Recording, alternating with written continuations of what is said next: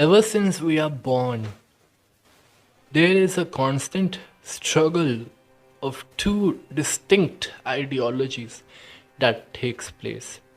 It is of collectivism versus individualism.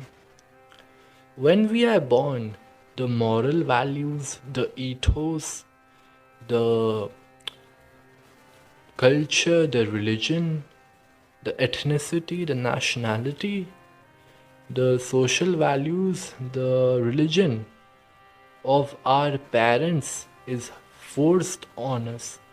And ever since we are 1 to the age of 12, this identity is our identity. It is the only identity we know. Then we go into school. And in school, we interact with a lot of people. And when we interact with those people, there is a creation of a distinct being, a distinct entity. And that entity is the hive collective mind, the hive mind, where everyone is programmed to be the same exact thing. To the taste of music, to the taste of movies, to their political ideologies, to their values, to their moral values, to their ethos, to their everything is programmed to be the same. And this is the collective slave ideology, the sheepification of a human mind. And this is the biggest tragedy that takes place on earth, the sheepification of the human mind and creation of the hive mind. Now, this hive mind is very beneficial to the state, to the government, to tertiary sectors, capitalists, to industrialists, to society, and to the market, because it creates one certain brick which you can preach anything to, which you can sell anything to, which would exactly do as you say, would exactly assume what you want it to be, would exactly follow what is your command. If you try to sell it something, it would consume it, and it would consume it for years and years and years on it. If you take the example of Billboard pop charts or movies, Bollywood, Hollywood, whatever it may be, this is propaganda, this is consumption, this is cocaine being fed to the hive mind for capital gains by the tertiary sectors capitalists and various other sectors capitalists and religious organizations, and mostly by the state, the government, and the society. Now, before a collective society is created, there was a rebellion by an individual or an individualistic entity which wanted to create another collective society, you could say. Now, this can be in various fields. It could be political fields, it could be religious fields, it could be economical fields. So, politically, we could say Adolf Hitler rebelled against the Weimar Republic. And he rebelled against the Weimar Republic and created Nazi Germany. Religiously, we could say Buddhism. Buddhism was a rebellion against Brahmanism, and you could say that. And Muhammad rebelled against Arab pagans, the Jews, and the Christians. And Christianity was a rebellion against Judaism, and etc., so and forth, etc., whatever. Right. So before a collective society existed, there was another collective society which was destroyed by this new individual which destroyed the collective society. So individuals and rebellions tend to happen due to the orthodoxy of collective societies. Now I want to give some personal examples, which would be my example. So I come from India, and I am a Hindu, and there are a lot of superstitions, moral values, and societal norms that a Hindu has to follow. For example, this is not common to India, but the hair. Now, hair has to be, for men, has to be completely short, gentleman-like. Otherwise, it's wild, it's aboriginal, it's Adivasi, you could say. And mustache and hair should only be shaved when a family person dies. If not, it is blasphemous. And this for me is extremely troubling because I see my hair as an individualistic trait of myself. It is an identity of myself. I think it represents me. It is a distinct part of who I am as a person. What I wear, what music I listen to, what are my political beliefs, how I look like, how I dress like, how I want my glasses to be, and so and forth, so and forth, so and forth. And I think of myself as a country, and collective attempts to destroy my individuality I see as attacks on me and declaration of wars against me. Now, there have been a lot of types of collectivist movements throughout history. From the far left, we could say Marxist, Leninist, Stalinist, Soviet Russia, which regulated everything from what house you could be, what income you could earn, what your religious views should be, and etc. etc. etc. And for the far right, we could say it is Nazi Germany. And for the globalist view, which is prevalent now, it is wokeism, which is a mixture of the far left and the far right. And these three are equally bad. So individualism is important because it creates who you are as a person and distincts you and makes you unique and different from what the collective hive mind is. And that is very important because if everyone is alike and everyone is the same curry, what difference and what color does our world has?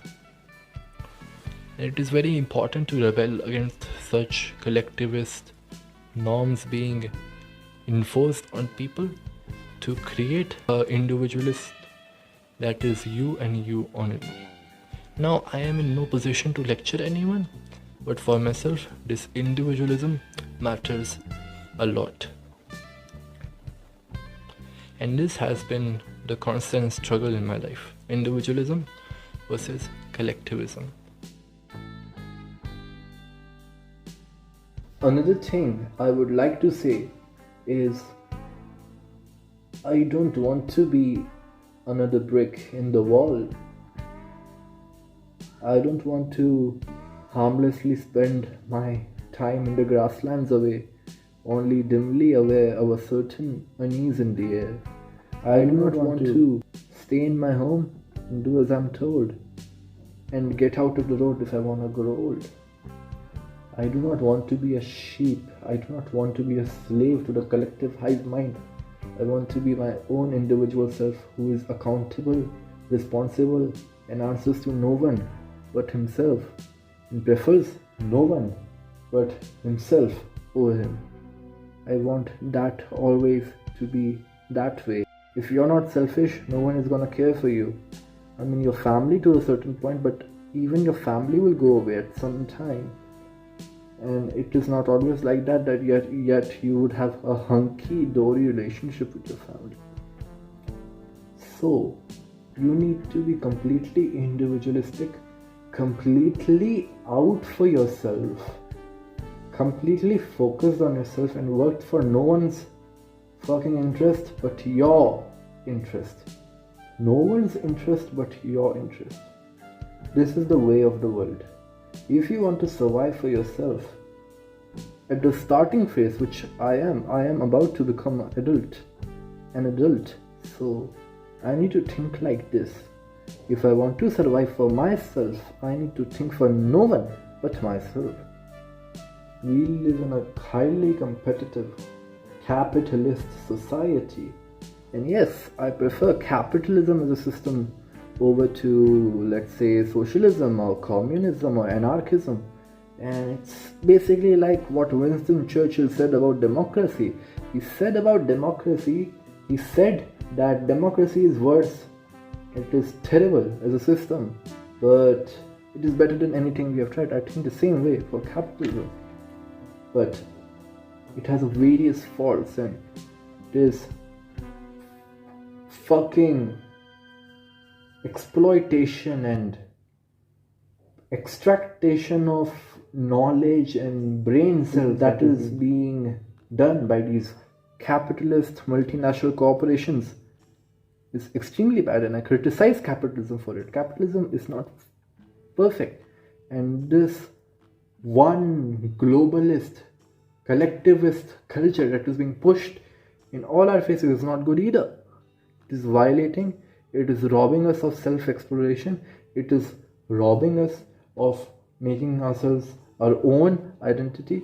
It is treason against our own souls, it is treason against our own brain, it is treason against us as individuals.